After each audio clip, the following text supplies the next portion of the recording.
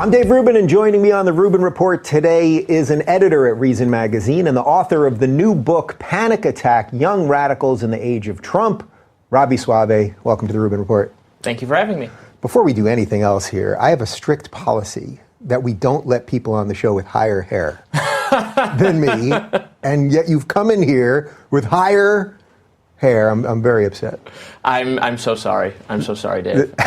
You're dressed like Jordan Peterson. You stepped up the fashion game. You got the whole thing going on right now. I should have come in sneakers and shorts and t-shirt, which is what I usually do. Yeah, what kind of libertarian are you? I don't know, man. I'm trying to class up the idea of libertarianism. Libertarianism. All right, so there's a ton I want to talk about. I really enjoyed the book here, and you sort of really get on the inside of a lot of the ideas that I'm talking about on this show relative to college campuses and just sort of the fraying of politics and all these kind of micro groups on the left and right that are popping up all over the place.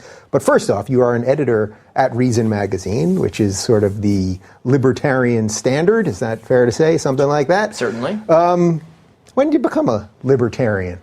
So I'm one of those boring origin stories where I grew up in like a Republican household, but my parents never really cared about social issues and were basically libertarians without knowing the word for it, and then realized when I found out basically what libertarianism was when I went to college that, oh yeah, that's me. So that's I pretend, I'm like, no, my father was born on like a seasteading platform and my mother was an Austrian economist. No, boring origin story. Just discovered that it was what fit my views. So as people say to me all the time, Dave, you're not really a classical liberal. You're not a liberal anymore. You're a libertarian. Now, I don't mind being called a libertarian, obviously. But do you see any meaningful distinction between classical liberal and libertarian? Because this comes up all the time. And I'm curious what the libertarians think of that. I would say not really. One of the things about libertarian, classically liberal people is that the belief in individual rights is our sort of most important thing.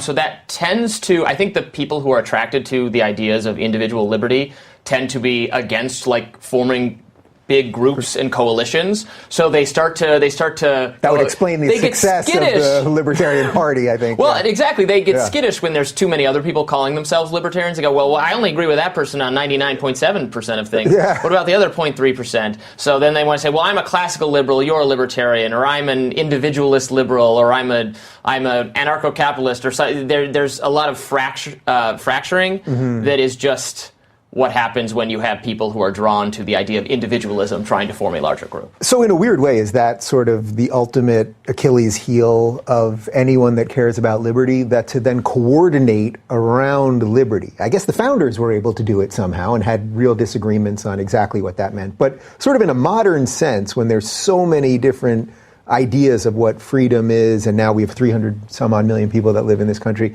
that it's really hard to get a unifying principle. I mean, that sort of does explain the naked guy running around at the Libertarian Convention and just sort of the general lunacy, because I would love to see a strong Libertarian Party or a classical liberal party, something, but it doesn't seem like I see no avenue to get there, you know what I mean? Yeah, I mean, the thing is, I think many people, maybe even most people, have a lot of libertarian impulses. They want to be left alone broadly. They want to leave you alone.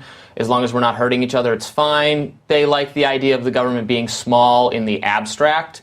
But then when it comes to specific issues, a lot of people don't necessarily, connect these things. They go, well, I want a small government, but we need Medicare, and what about these other countries? We need to make sure they're doing the right thing. So it's the principles not being applied, I think, across the board. That's what libertarians are always trying to make you do. Apply that same thinking about this issue where you say, it's fine, they can do whatever they want, it doesn't affect me, to everything the government does, and then you'd be a libertarian. So do you think most of it's just that people don't think about these issues that hard? Because I'm sort of with you on that generally, when I've talked to people that say are more progressive or something, when you really get them to understand, like, you just want to live your life how you want. You want gay people to be treated okay. You want to smoke, or you want to smoke the rest of it. Like, actually, those are not things that the government's giving you. The government should just have nothing to do with them. Like that, there is a way to get through to them.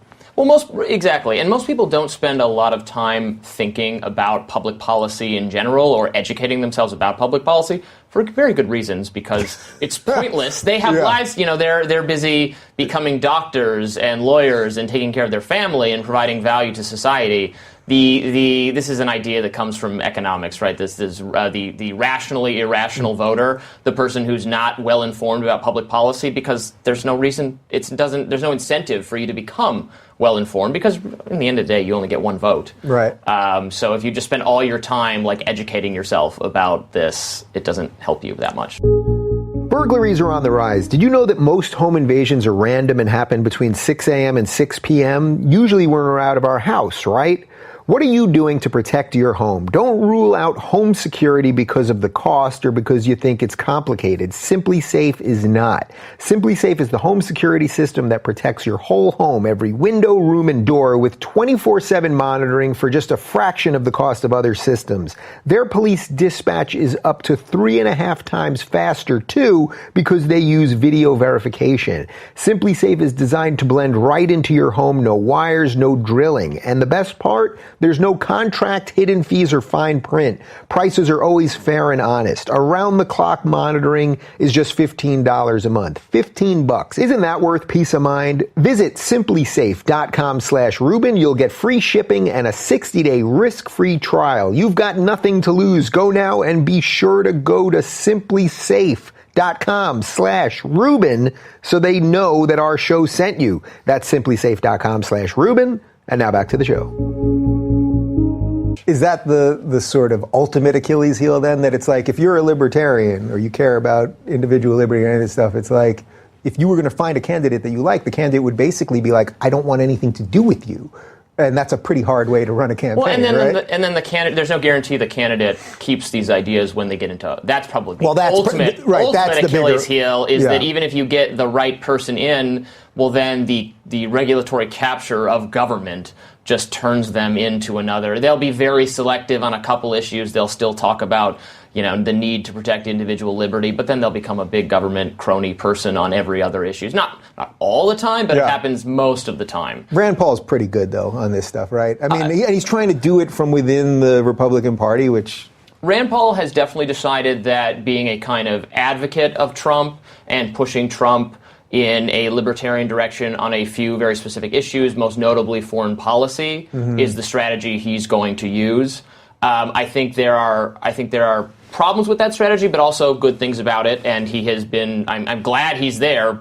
Pushing Trump to be more. The thing I liked most about Trump, right, was his foreign policy. Was his idea that the Iraq War was a mistake, that we shouldn't be nation building, and the sort of normal people inside the Republican Party that never went away from the previous administration are trying to push Trump to not do that, to be just kind of another neoconservative. And Rand Paul's been one of the only people, kind of in a very flattering Trump way, like, hey, you're great. Don't you remember everybody loves you because you're not that. Right.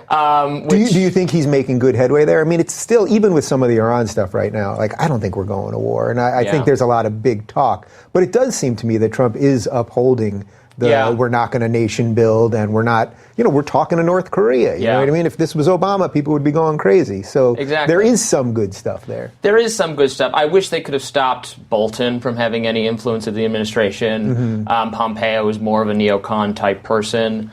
But I'm glad there's somebody doing it. Trump, this is one issue where I think his instincts, I disagree with Trump on a lot of things, where I think his instincts are actually better than the people around him. This is like the one thing where he just trusted what he thought was right on the military dimension of foreign policy. Do you think he possibly puts those guys in, like a guy like Bolton, who's thought of as this hawk, so that it seems like you're going to go to war at any moment, but in actuality, it's like that's the exact reason you don't go to war? It's sort of like, this is where his people would be like, oh, well, that's the 4D chess move. You're right. I was going to say, that is the 4D chess move. But there is some truth to it. If you keep bringing in all these peaceniks, well, then your enemies know that they can mess with you, where it's like you bring in a guy like Bolton and it's like, whoa, we got Bolton and Trump at any moment. They could do something nuts. That could be, but I think Trump is just so much more personality driven than we always, we are politics people. So, and so many in the media do that. They try to think of what Trump's doing in terms of just sort of politics or what political calculus he's making. But I think he makes a lot of decisions based on who he likes or who he gets along with. And I'm not faulting that approach either. The just it's all politics and all policy approach obviously leads people astray all the time. So it's just a different kind of thing where I think he plays it by ear. I think he can be talked into and out of things based on the rapport he has with various people. So, and I think that partly explains what Rand Paul is doing, possibly to his credit. Yeah. Well, all right. Before we get too far into the book, yes, you spoke to Congress, correct? I did. And then something crazy happened. You told Congress that white supremacy is not completely running rampant. That was, in essence, what you said. What was the title of the it was a function that you spoke at? It was a subcommittee meeting before the House Civil Liberties and Civil Rights Committee.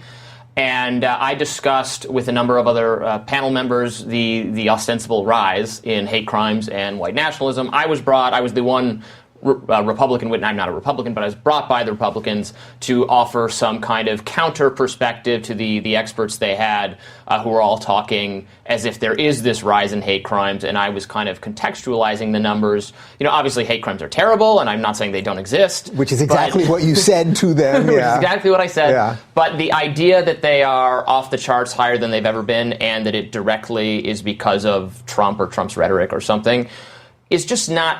There's not a lot of good data to actually support that. The FBI's tracking of hate crimes is actually just really bad.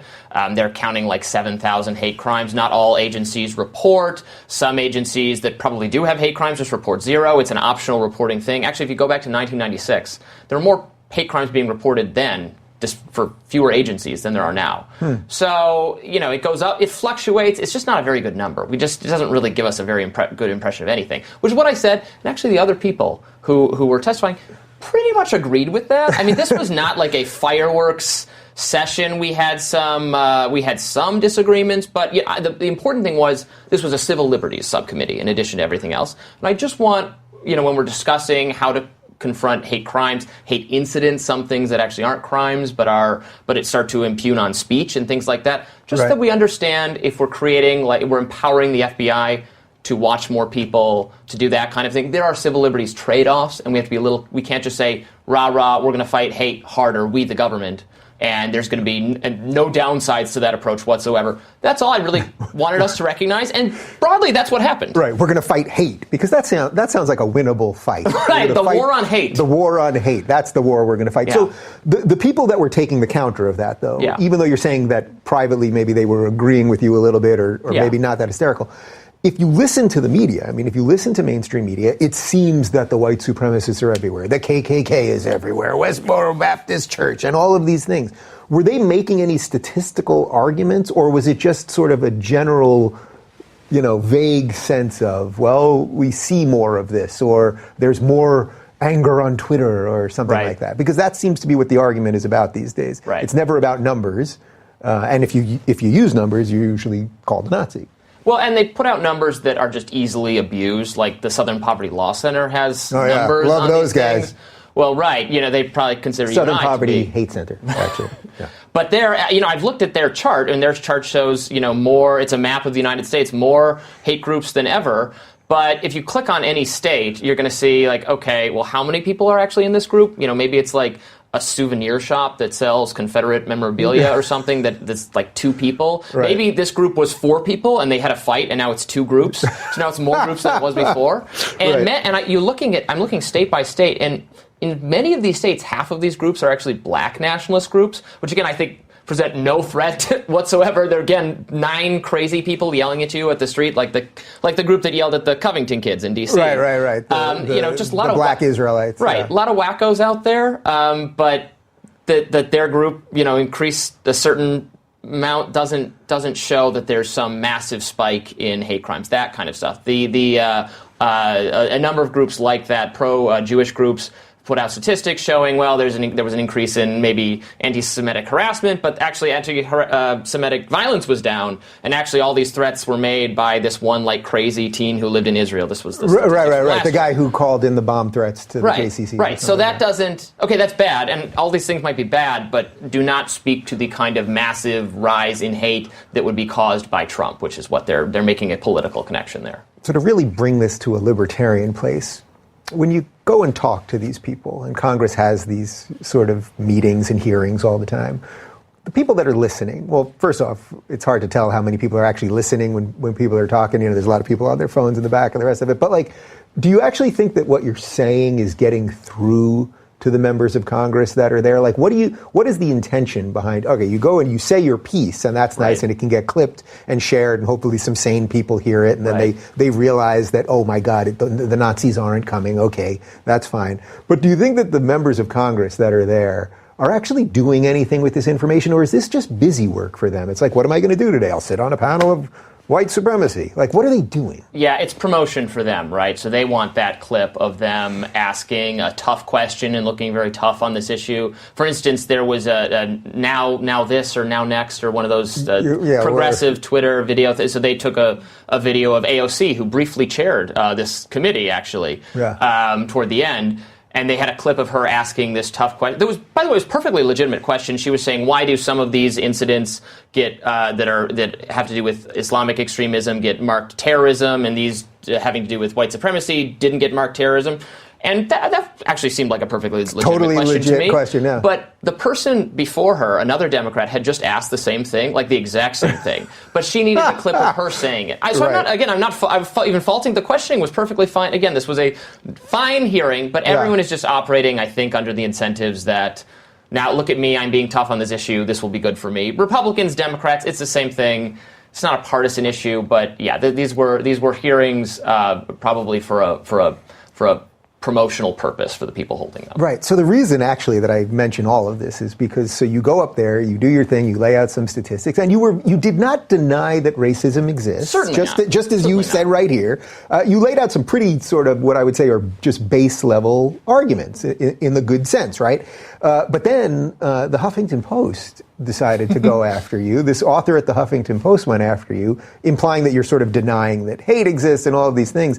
And the reason I mention all of that is because this happened. I'm not even going to mention the guy's name unless you want to. It's not worth it. No. But it happens to be the same author at the Huffington Post who a couple weeks ago, when I invited Mayor Pete Buttigieg on the show, was immediately tweeting at him to not do my show because, I'm a scary, evil, whatever it is he was saying about me. And I thought, these people, the way these guys operate, these faux journalists, that's far more dangerous than the rise of white supremacy in America, at least in my opinion. And in both these instances, he's trying to say that this HuffPost author was trying to say that there should be no dialogue between these two people, between you and Buttigieg, and between me and the other panelists, because it's triggering or makes people unsafe, or it's so horrible. When we would have in both situations, you would have had a great conversation. You would have learned. Mayor Pete would have learned. I learned from listening to the people, even though I didn't agree with them. For instance, that thing about classifying some groups as terrorists and some not. I didn't know that before. That's kind of interesting. There might be some legitimate issues there. I had a very nice conversation with one of the panelists. Was the mother of the woman who died at Charlottesville. Terrible. And she was a lovely woman, very courageous speaker. We talked after far from the HuffPost author said how horrible it was that she had to sit anywhere near me, this person who's denying that white supremacy even exists, which is again, the opposite of what I said. Said it very much exists. But we had a very nice conversation. I learned from her. I told her about Reason Magazine. So, difficult conversations, and this wasn't even a difficult conversation, but conversations between people with different perspectives are a good thing. I mean, that's, to this extent I have an ideology, it's kind of that, right? Yeah.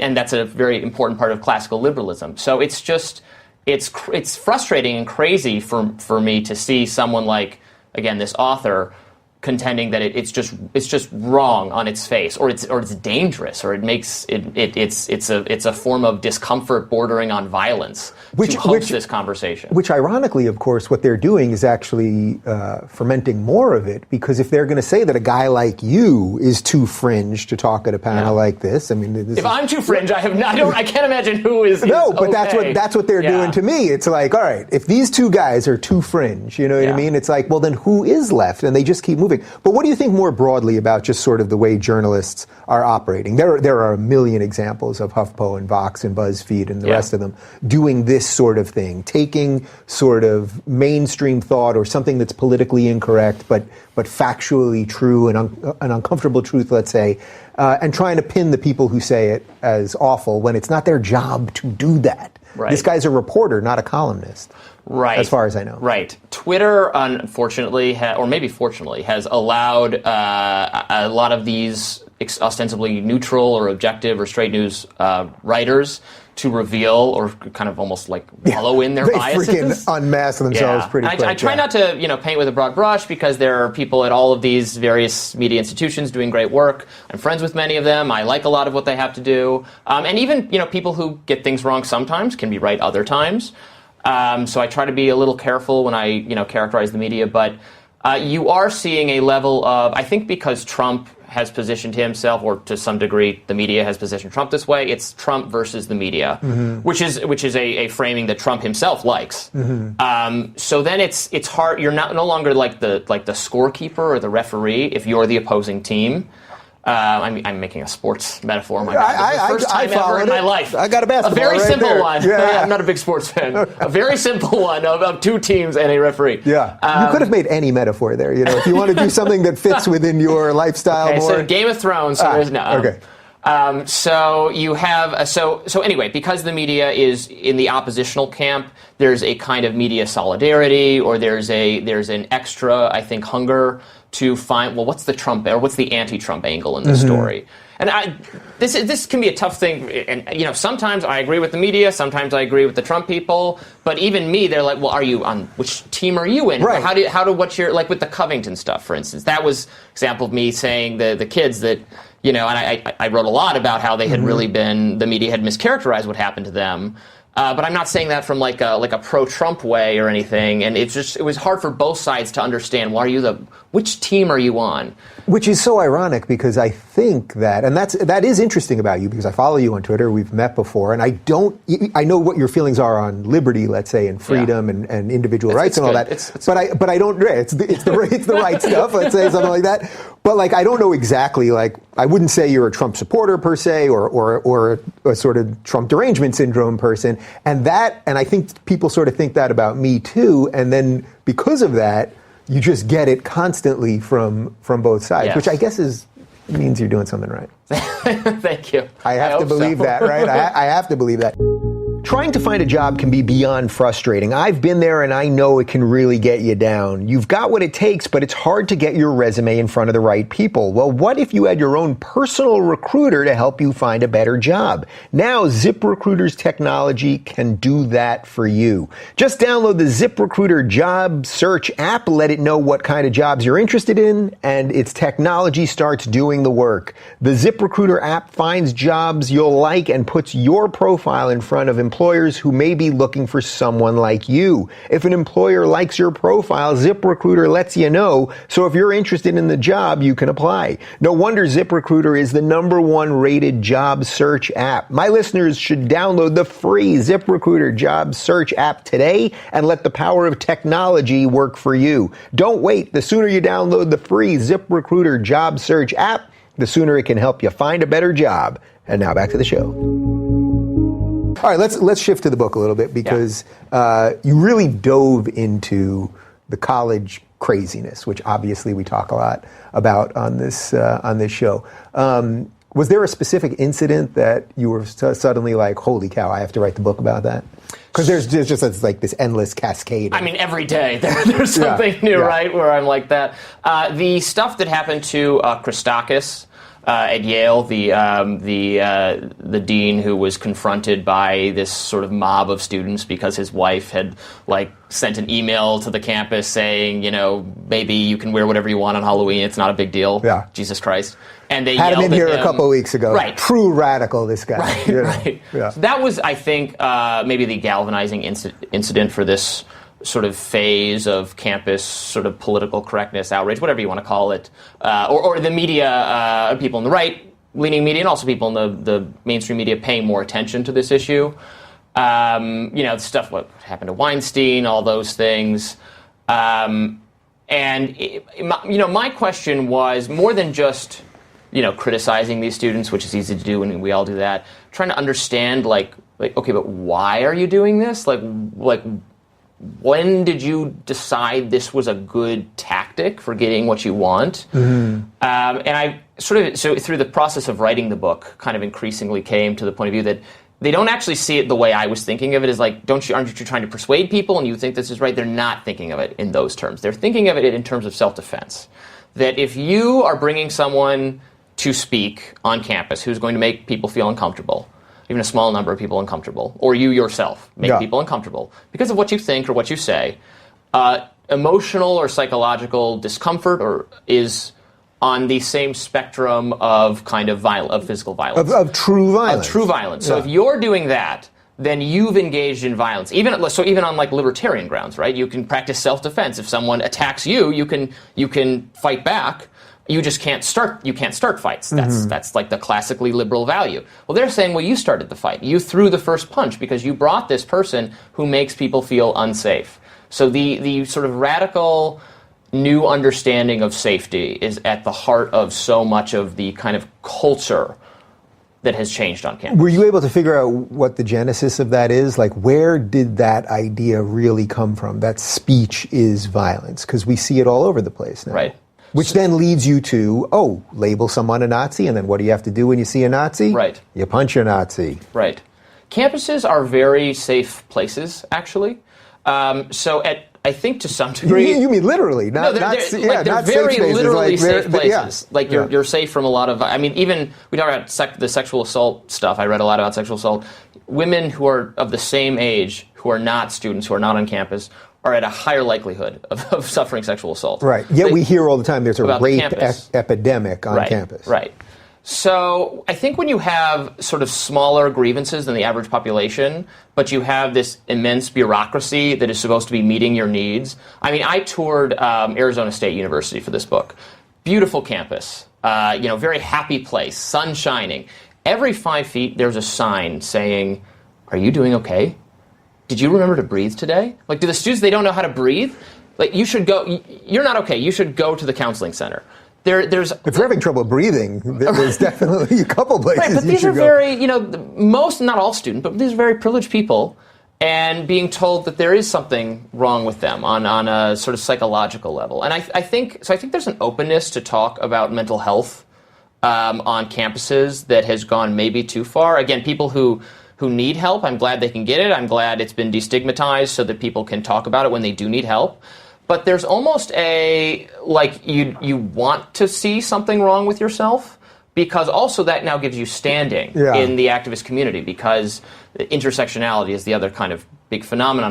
The intellectual phenomenon, which holds that, the oppressed are the experts on their own oppression. So within a circle of activists, the person who has the most layers of oppression is going to be looked to for guidance. No one else is allowed to speak on these issues, in fact. And considering I'm talking to a cisgendered, white, heterosexual male right now, this is... I know, I don't know why I even... You really got some nerve. Yeah, they're going to love this interview, too, white men talking about this. But so one way to have so if you don't, like me, if you don't satisfy any of these marginalized characteristics, but if you have a sort of mental or emotional issue, if you have trauma, if you have PTSD, well, that's a marginalized category. And you're sort of being encouraged to see yourself this way and to kind of look for something like that. I mean, I've read sort of biographies of like administrator, activist type people on campus where the first thing they tell you about themselves is that they suffer from PTSD. Which, again, I don't think this is something you should be ashamed of. If you have this, you should absolutely get your help. But, I've talked to professors who are like, there's no way every single member of my class at a prestigious liberal arts university, my very wealthy students, actually have PTSD. There's no way. Like, it's just impossible. And when they ask me for, like, exam extensions and homework and things like that, and they're saying it's because I have PTSD and you said something that triggered it in class, like, there's just no way. It's every student.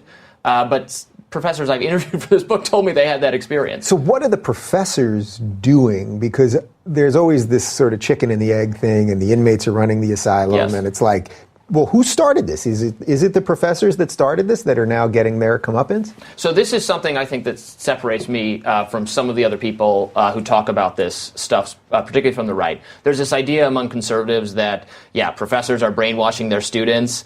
I think, so first of all, professors are terrified of their students. They're just utterly terrified of them for good reason, because it only takes one. And again, I'm not talking, the problems I'm talking about, this is not all students. It's not even most students. This is a small fringe number of students that all of a sudden have tremendous power and are getting whatever they want. And it just takes one of those in class, and you're going to have a Title IX complaint filed against you if you said anything having to do with sex or gender.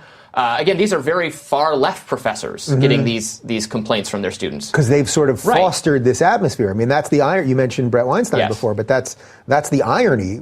Evergreen basically was thought of as the most lefty progressive school in the entire country. Yes. So you'd think if those ideas are about, if those are truly about diversity and inclusion and freedom, you'd think it would be a bastion of those things there. But these students are learning it from other students. And they're learning it from students at other campuses. So again, social media, they're in Facebook groups together. They see what the kids at Berkeley did, or at Reed, or at Oberlin, and the kind of ideas. There's a vocabulary around activism. There's an appreciation for a couple older sort of activists here, like Gloria Steinem or someone like that. There'll be a picture of her with a quote shared in a Facebook group that somehow pertains to kind of their safety activism. So they're learning more from each other, I think, than they are. They're learning from a couple professors in some activist disciplines that have proliferated in the last 30 years. But for the most part, they're really radicalizing each other. Did you happen to see the video when I was speaking at University of New Hampshire and like hundreds of protesters showed up with noisemakers and they were screaming at me and all this? I need more. That sounds like everything. You could have wrote a book about it. But there was a really interesting moment. So that they're shouting me down and they have noisemakers and every few moments they've set up people to chant. Yep. And I keep getting right in their face. I mean, as close as we are, and say, they won't look at me, right? Because they won't look at you because they don't even want to think you're a human. But I kept saying, instead of chanting, I'm standing right in front of you, ask me a question, but they won't do any of that stuff. But I bring this up because there was a moment where an older woman, who I don't know if it was a faculty member or just a local member of the community or something, started screaming that these students could be killed when they walk out of here. They could be killed and you don't care, something to that effect. And I thought, this is really out of control, like not just the screaming and the rest of it, but the idea that students at the University of New Hampshire, who are all privileged in the true sense of privilege, I don't care about their skin color or their gender or their sexuality, privilege in that they're at a great school where, you can learn and, you're going to be basically treated okay and all that.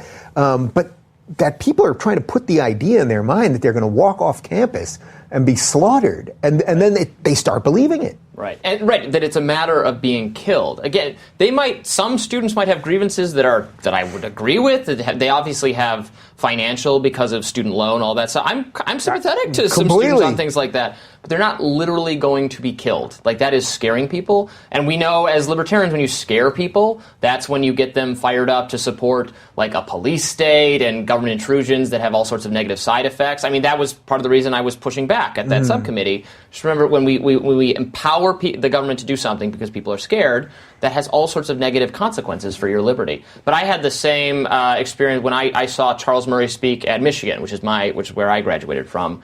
And there was a student screaming at him as he tried and failed to speak because there was no way to do so, that Charles Murray wanted him dead. And the one thing that sapped kind of the power of the mob very briefly was when another student, who was a minority student, stood up and said, well, I don't think I agree with Charles Murray, but I'd like to hear what he has to say. I don't know how I'm supposed to know what he thinks unless I actually hear this talk.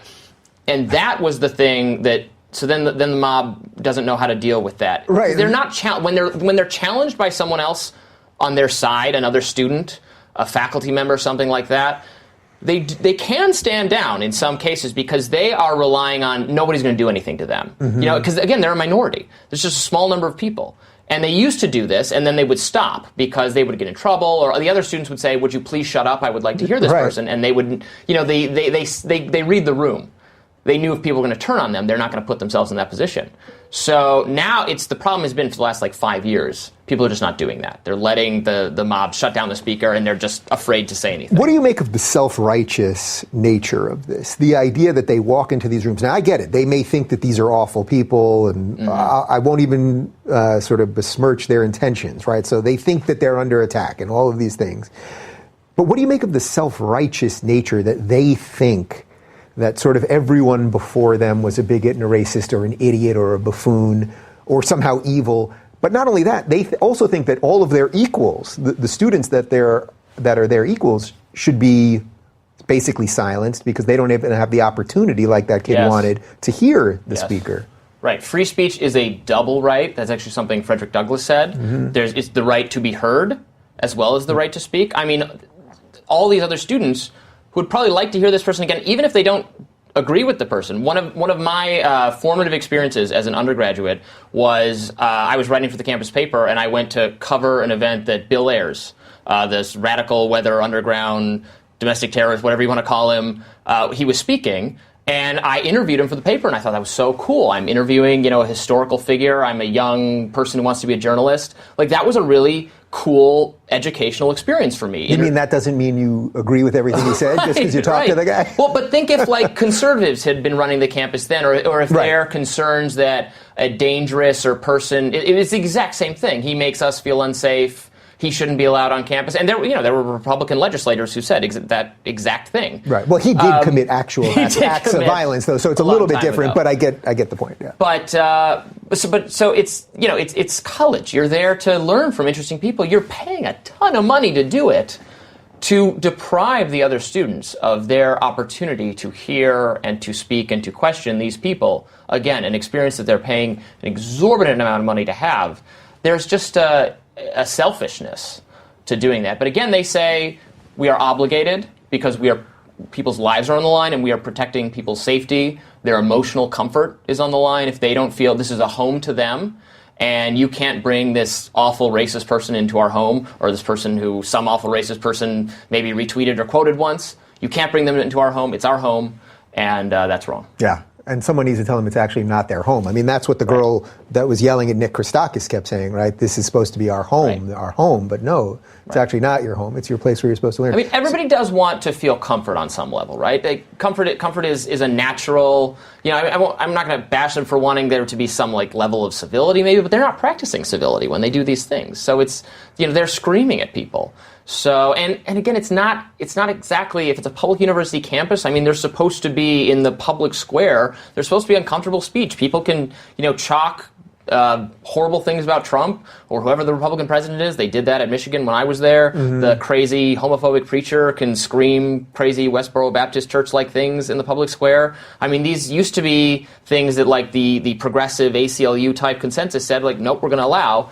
And these students completely reject that view. And in fact, they hate the ACLU for even once having it and would like them to unhave it as soon as possible. Which sort of the ACLU is kind of flaking on some of these things at this point, right? Yeah, there are some real concerns. I think the organization itself is trying to figure out how it can appease the kind of progressives that want it to fall to not hold so tightly to those commitments. But I think a lot of people at the ACLU want to hold to those commitments, but they just don't know exactly. But it really is in tension with these very loud, even some of the people who work for them. Again, the theme of the book is it only takes one. If you have one sort of radical social justice activist type young person in the organization, they will weaponize every sort of protection for feeling harassed or uncomfortable they have on the books. And there's tons of laws like that. Title IX at the universities, other titles for private sector businesses, and they can make it so that you just can't have difficult or uncomfortable conversations in the college and in the firm. That's why it's so fascinating what's going on with them, because it's you guys used to defend everybody's right all the time. The Skokie case obviously is the big one. Nadine Strassen, her book Hate. Yeah. It's and she's wonderful, here. By the way. I'm not bashing. No, she's incredible, but she's not working there anymore. Yeah. And you can see how social justice has just sort of infected. I mean, the Westboro Baptist Church case. I mean, these were people screaming at military servicemen who had died for their country, screaming horrible things about them. If that speech hate speech is protected under the First Amendment. Everything that Charles Murray says or whatever the students are upset about is clearly protected. Yeah. But they also don't have a very good education about the First Amendment, which isn't just them, that's just the whole country. When you quiz people on what Bill does of it Rights actually mean? Nobody knows, maybe for reasons we discussed earlier in this interview. But so many of them think hate speech is already illegal. I talked to activists who said, I just want the college to bring its hate speech policy in line with federal speech law. Oh, you do? Guess it's already in line by not having one. Yeah, and by the way, that's not really what they want, because if they understood what it was, that's the last thing that they want. Right. They don't want that exchange. You mentioned Arizona State. Yeah. So I was at Arizona State about a year and a half ago. I was speaking there with Michael Shermer from Skeptic Magazine, and I did this little thing. Sometimes I do it when I'm doing stand-up, where I just kind of poll the crowd. How many conservatives are here? How many liberals are here? Progressives, blah, blah. And then at the end I said, how many Nazis are here? And usually, nobody applauds. One person in the back, a woman, started applauding that she was a Nazi. Wow. So I said to her, all right, that was kind of surprising, and everyone's looking at her and it's all kind of awkward. I said, but when we get to the Q&A, I will gladly give you the microphone first, and you can share your Nazi thoughts. Anyway, we do just that, and she goes on and on about how the Holocaust is a hoax, and Michael Shermer, who's debunked a lot of these Holocaust skeptics, she asks him some questions, and he just has all the facts, and he just smacks her down in a totally respectful way, but sort of puts her in her place with facts. I mention all this because it turns out that this Nazi was a trans woman. Which I just think is just sort of hilarious in just Isn't the way intersectionality beautiful? in just the psychotic way that intersectionality works or doesn't work. It was a trans woman identifying as a Nazi, and I thought that is a real something. It's funny you mentioned having a Nazi in your crowd. So in part of the research I did for this book, I found out that it was either 1963 or 1964. The progressive student group at Berkeley, this is right after or in the middle of the Berkeley free speech movement, where you had progressive students and conservative students, the students really rising up and saying, no, we're going to have whatever speakers on campus we want, we're going to do whatever political organizing we want, the administration can't tell us we can't. That was the free speech movement. The progressive student group was so committed to free speech that they invited a member of a Nazi, a member of a neo-Nazi group to campus to speak. Not only did they invite him to speak, they all dressed up in full Nazi regalia to promote this event. This is in 1963. This is only 20 years removed from the actual threat of Nazism versus today. And nobody heckled the guy. He would make his remarks, and then they'd laugh at him. And when he was done, he went off, and that was that. There was no crisis of safety on the campus. No one shut him down. Can you imagine if they did that today? They already burned the place down once, but they'd reburn it. Right. Yeah. But now, when we are much further removed from the threat of actual Nazism, you could never do that. And this was the progressive students who thought it was important to do a free speech stunt, and B, what is the harm from hearing from a Nazi? We'll learn how abhorrent and dumb Nazism is. Yeah.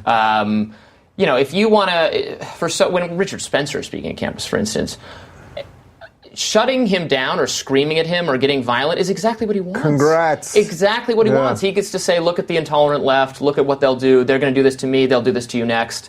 If just he gives his remarks to an empty stadium or 3 actual Nazis there, that's probably embarrassing for him. You just don't show up with the violence. You're playing into their hands. Yeah. Let's talk about some of the sort of subgroups that go on in this, because we always talk about sort of the left and the right, and it does seem like it's coming more from the left these days. But give me some of the subgroups on each side that are bubbling up. Sure. So I did a lot of work on since I read about sexual harassment and sexual assault and the Title IX stuff on campus. One of my chapters is about Title IX related activism, fourth wave feminism, and what has happened on campus because of that. And that's a chapter that I care a lot about because I write a lot about that. When you were writing this, Title IX was still in effect, right? So this is the only one that has sort of there's a good news resolution that, and again, I disagree with a lot of things the Trump administration does, but Betsy DeVos, the Secretary of Education, changed the guidance related to Title IX in a way that I absolutely applaud. So this is this. Can you just explain what it is? So this is a federal statute from the 70s. It's one sentence long. It's attached to the law that funds higher ed, all education, funds all education. If you get federal funds for your school, you can't discriminate on the basis of sex or on the basis of gender. That's all it says. That's perfectly benign. It was intended, if you have a male sports team and there's comparative interest in having you don't have to have a girls' sports team if no one wants to play. But if you have people who want to play, you have to fund that team too. You're not going to force women to play football, but if enough of them show up. Well, we were probably getting to that point. Right. But originally in the 1970s, that was not what was going on. Yeah. Do you ever wonder where your family comes from? I do, and that's why I was so excited to get my results back from Ancestry DNA. I've just seen the naturalization card from my great-great-grandfather, Jacob Littman, who immigrated to America in 1891 and worked as a shoe merchant in New York. Ancestry DNA combines DNA results with over 100 million family trees and billions of records to give you more insight into your family story, like where your ancestors lived, where they worked, even how long they attended school. Ancestry DNA has amassed the most diverse DNA collection on Earth so they can compare your DNA to people all over the world. I'm so glad I took the test, and I can't wait to share more of my story with you. Connect with your family history and get your story started. For a limited time now, through June 13th, go to Ancestry.com/Rubin and get your Ancestry DNA kit for just $69. That's Ancestry.com/Rubin for $69, Ancestry.com/Rubin. And now back to the show. Under the Obama administration, the assistant secretary, the bureaucrat under this, who was charged with making sure universities are complying with Title IX, started interpreting it much more broadly to include harassment and sexual assault. And they were defining these terms so broadly that sort of anything that made someone feel uncomfortable for a reason of sex or gender could be considered a Title IX problem. Now, it wouldn't actually be. If you brought this before court or something, that wouldn't happen. But universities are compliance places. Mm-hmm. So if you have this big government bureaucracy telling you, well, we kind of think you should do it this way, you're not going to fight them. You're going to roll over. Mm-hmm. So they rolled over in ways that were just disastrous for free speech because, again, speech related to sex and gender, they're saying, well, if you're making people uncomfortable for that reason, it violates the federal law. And also due process. So when there is a student accused of sexual misconduct, they were saying, well, we would like you to adjudicate this under this standard, and we really don't want you to have any cross-examination at the hearing, and we don't want you to do any of these other things. So they were literally obliterating due process. They really were. Yeah. There have been 100 lawsuits brought by students, usually male students, often athletes, often male students of color, by the way, or immigrants. Mm-hmm. Again, the normal issues in the criminal justice system where black people get arrested more for things, totally true in the university bureaucracy as well. Huh. These students sued for saying I was wrongfully accused, or regardless of whether it was wrongful or not, you violated my rights in a due process sense. And when it goes to court, they win. Mm-hmm. And then they sue the university. The universities were just caught because they're like, well, the government is going to yank our funding if we don't do it the way they say, but we're going to get sued and lose because this is ridiculous. This is a farce. Mm-hmm. And this was all because of this guidance from the Obama administration. But then it was, so the activist component is, activists, the guidance comes out in 2011.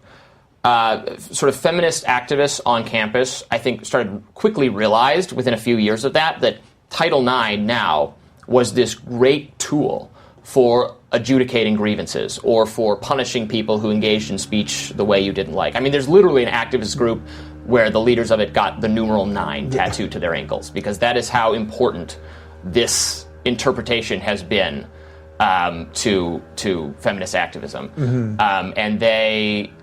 So Laura Kipnis is probably someone you're familiar with, who is a professor who. But there's all these cases. There are cases that were never famous. Where someone just got an F on their exam because they wrote the name of their instructor wrong on it, and someone said, you wrote, well, that's a pornographic actress's name, so you intended this as a sexual slur. And the professor actually said, so we're concerned this would violate Title IX. Again, it wouldn't. Right. That's not what the statute means. Right. No court would agree with you, but... And what about those two kids? Weren't there was the one case of the two college students, guy and a girl, that were hooking up, and then they both went after each other for Title IX because they were basically trying to preempt each other. Yes, that started becoming like legitimately a thing. If you had a sort of sketchy sexual encounter, which is the case in many of these, this is not.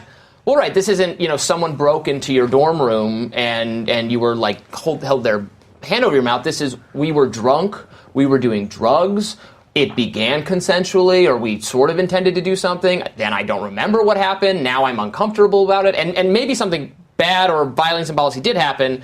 I mean, these are hard to adjudicate anyway, right? Because they were relying on hazy. Alcohol is a factor in the overwhelming majority of these cases. Mm-hmm. So then you wake up from this encounter, and the first reporter has a huge advantage in these Title IX cases. So I was starting to see cases where you had the male go to the Title IX office first to accuse the woman, probably fearful that she would do it. I saw cases where a fleeting kiss became a Title IX issue, where the normal, just human courtship. Again, I'm not saying sexual assault is not a problem on campuses or wherever else, but things that should not have been handled by campus authorities were being handled by campus authorities. Things that might have been regrettable or bad, or maybe they should learn. Don't drink so much, to the male and the female. Mm-hmm. Lessons are not being learned. This is immediately going to sort of a criminal matter that can destroy people's lives on both sides. I mean, to get expelled from college for rape, I mean, that is a huge financial hit that you're going to take. Also, without ever having a trial for rape. That was the without whole point. having a lawyer. I mean, many of these policies said you couldn't have a lawyer there. One of the things DeVos has done is said, yes, there has to be a lawyer there if the student wants a lawyer who can ask questions of the other side. You don't have to have the man and the girl questioning each other, but you have to have at least questions interchanged. I mean, in some of these hearings, you were having not even panels. They were starting to do away with panels where it was one administrator was investigating the case, was deciding which witnesses to talk to. There was a case where the accused, a male black football player, said, "Well, can you interview all these people who know," including one time the victim, because she had not filed a complaint. They were dating. And it was someone else who didn't like their relationship. So this person filed a complaint. Wow, so a third party could file a complaint? That is obligated to if they became knowledgeable of alleged or suspected or possible violation of Title IX. Wow, they were all obligated to report That is some seriously this is Catch-22. Yeah. I'm watching. There's a Hulu miniseries on it right now. I'm watching it. It's great.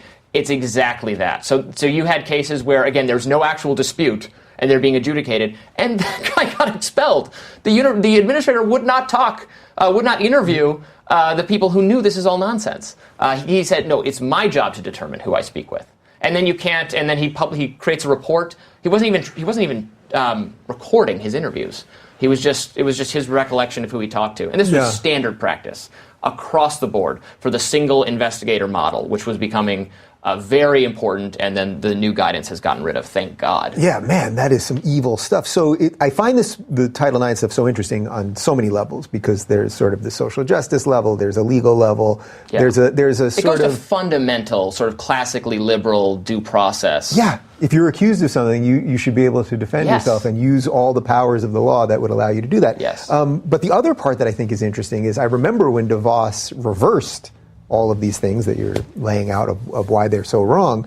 I remember the blue check celebrity Twitterati and the Bette Midlers and Sarah Silvermans and the progressives on Twitter, basically. Also, Trump hates women, he's pro-rape, all of these things. And it's and then you look and it's oh, these things get 50,000 retweets and 80,000 retweets. And it all sounds right. Trump's removing protections from rape victims. Right. And it's I better scream about that. It sounds right.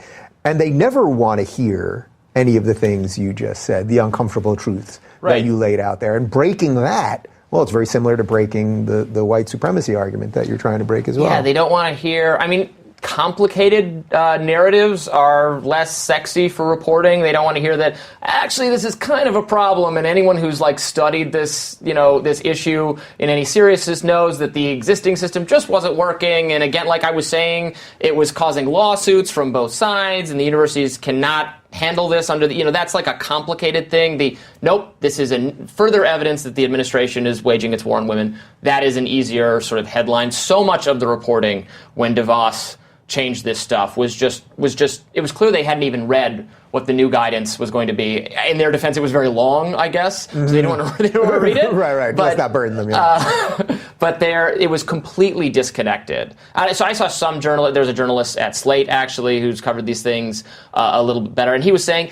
And when he wrote about it, he's like, yeah, there were some problems here. I don't know if the new approach is better, but like this was not exactly working. People who studied the problem a little bit more closely knew that, but the activists knew that, but they wanted it to still be the other way because they did not take the like Enlightenment liberal view that these people deserve due process. They think it would be better, if everyone is expelled, even if half of them are innocent, as long as we got the other half, which is just like a total inversion, right, of kind of the Enlightenment principle that it's better, that guilty men go free than to put away even one innocent person. That's like the bedrock of our classically liberal Western understanding of justice. And they were utterly against that. And they'd say, well, we're not sending these people to jail.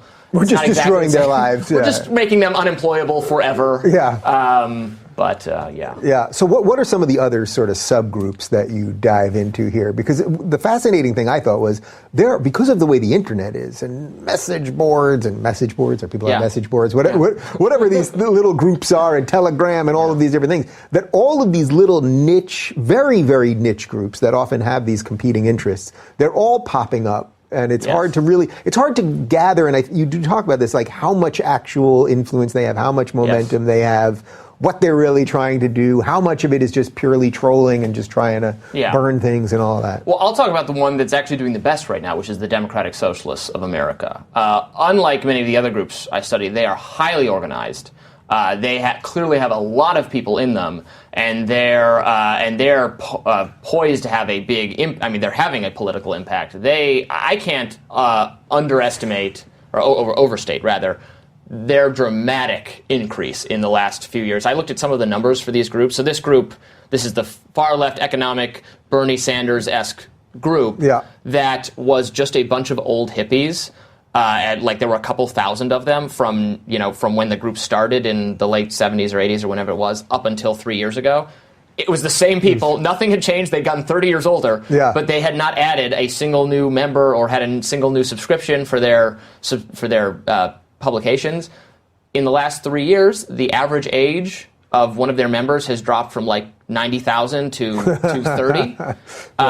These are highly motivated young people who are passionate about socialism. I mean, we talk a lot about cultural issues, but what animates them is the economics, the economic inequality. I interviewed people who said things like, capitalism is the most evil system ever devised, and we're going to convince people that socialism is good. While they're at their private university holding an iPhone. Right. But they also hate something that makes them similar to some of the other groups. Again, they hate liberalism broadly. They hate sort of moderate liberalism, like the normie. They call them normies, right? They hate and that's everyone from like Hillary Clinton to me in the spectrum of people who like broadly like free trade and markets and stuff, I guess. Yeah. We're all the same. We're all just normie liberals. In a way, they hate you, and I would include myself in that too, probably. They hate us more in a way than they hate the conservatives, right? Because they think we're sort of faking it or something like that. Well, and Trump is weird for them because while Trump, is like the most hateable for a lot of these other intersectionality groups for sort of like cultural reasons, and the things he says about immigrants, women, so on, for them, they actually share some of like the trade not liking and just kind of dislike of business that occasionally Trump has sort of, kind of addressed or talked about. That makes also they think the Russia stuff is stupid because they kind of like Russia probably or they admire sort of communism or something like that. Right. So it's actually weird to see them not as worked up about Trump in the exact same. I don't want to say they're not pro-Trump at all. They still hate him, but they hate Democrats, liberals, neoliberals who are like squishy and like markets sometime and are not radical enough. They don't want Joe Biden is just as bad as anyone else. It's Bernie, maybe Warren, no one else. Everyone else is equally is tainted by the same original sin of liberalism. Do you think there is any chance whatsoever that the modern Democratic Party, not that I have any love for the modern Democratic Party, but can the shell of that thing survive this? Or are they going to completely dismantle any remaining liberal, and JFK will be his memory will be destroyed too in the course of all that, because they'll have to. Well, here's a moment for hope. I think it's going to be a lot harder for them to do this than maybe they expect. Right now, they're riding high on victory. They got AOC in. Bernie's really popular. They think it's their moment. Moments don't often last as long as the people who are adherents of them think. Mm-hmm. They're going to have a lot more difficulty sort of just convincing your just sort of regular, older, maybe even religiously inclined, normal sort of Midwest, rest of America Democrat, not Republican, Democrat even. And there are a lot of those too. Right. So they're going to have trouble getting the people that they're constantly saying are horrible. The people who just like Biden. Yeah. There are a lot of people out there who just like him because he was the vice president. And again, people who are not as motivated to know every detail of policy the way your activist woke set is. Right. But I guess my question is, do you think, so let's say, conventional thinking, if you just look at the polls, and I hate polls, but it's basically like Biden is crushing it now. He's up by 20, 30 points over Bernie in most of the polls. And maybe to your point, Bernie already peaked 4 years ago, so maybe it's already over. But that they will have to destroy him, that it will cause such a rupture in the party that it may be what the natural entropy of it is that the party actually does have to split in two. And I think there's a version of this for conservatives and Republicans as well. This fracturing taking place on both sides is very interesting right now because Republicans as well are kind of breaking into this more populist-y in the vein of Trump versus, I'm sure you've seen some of this fighting between National Review and First Things people over a more kind of libertarian, lightly libertarian, not even as libertarian as I am, version of the Republican Party that maybe existed. I've actually been enjoying watching that fight. It's been very intellectual. Because it's been intellectual, exactly. Not because it's David French and Sohrab Ahmari. Yes. And I've been watching it going, this is how an intellectual fight's supposed to happen. You guys are fighting for the heart of what you think conservatism is supposed to be. Yes. And it's basically being done respectfully, and I think they're going to sit down. I'd be happy to host it here. It's like, wow, there's something cool going on there. But that's not how the fighting is going down on the other side. Yeah, I do see similarities, though, because, it's because one of the sides sees itself as ascendant. They think their political moment has arrived. And maybe it has. Maybe both of these things could go the direction of you're going to have a more nationalist, trade and immigrant skeptical. You already have an immigrant skeptical, but also very trade skeptical Republican Party, and you're going to have a sort of much further left, socialist inclined Democratic Party.